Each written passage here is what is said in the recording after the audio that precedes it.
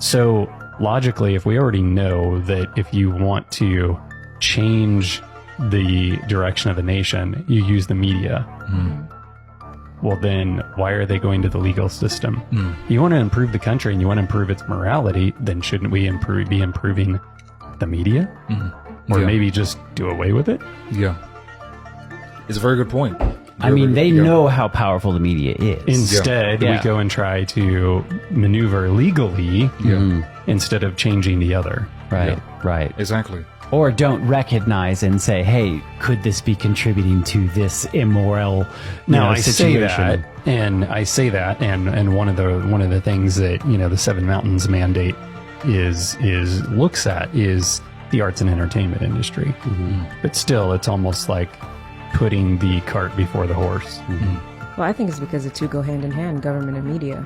I mean, the government influences media so heavily that, if you control the government, you're essentially controlling the media. Yeah, I mean, and especially, you know, when we think about this idea of Christian nationalism, the Christian nationalism will attach itself to whatever culture it is working out of. So again, we talked about, you know, Roman Catholicism. So again, it's called Roman Catholicism because the cultural framework it was working out of was Roman. So, you know, if it was, you know, this Christian nationalism in India, it would have this Indian cultural framework connected to it and would have all of these pageantries and all that.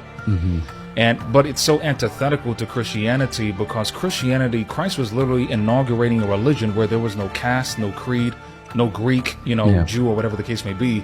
There was going to be one fold and one shepherd.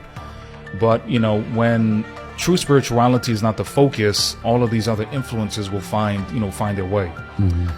All right, so continuing. So these are a lot of advocates of the Christian nationalism. One by the name of Marjorie Taylor Greene. This is a gentleman by the name of Doug Mastriano and Laura Boebert. The rise of theocracy among conservatives. So they talk a lot about how, you know, so this is literally from Laura Boebert. She says, the church is supposed to direct the government. The government is not supposed to direct the church, which is true, but the first part is incorrect. That is not how our founding fathers intended it.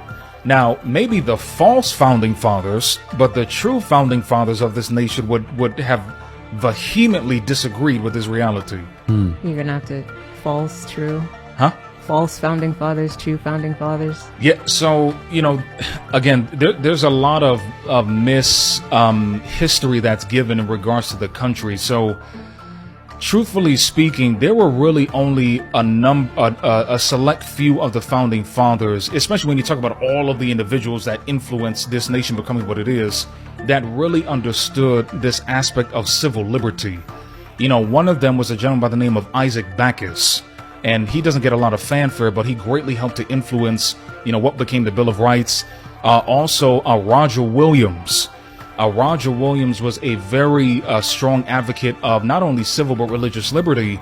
And while, you know, the Puritans, we'll get into it, as the Puritans were persecuting the Baptists and Native Americans and all these things, Roger Williams said, no, yes, they don't, you know, have our faith, whatever the case may be, but they're human beings and their religious liberties also need to be respected. And, you know, he then became the founder of Rhode Island. So while it is true, obviously, you know, people like Jefferson and, you know, Hamilton and Washington, you know, they were used in the sense that there were a lot of things that they inculcated, but there were a lot of unfortunate moral contradictions with a lot of these men. But this is how nations are formed. You know, there's good and there's bad.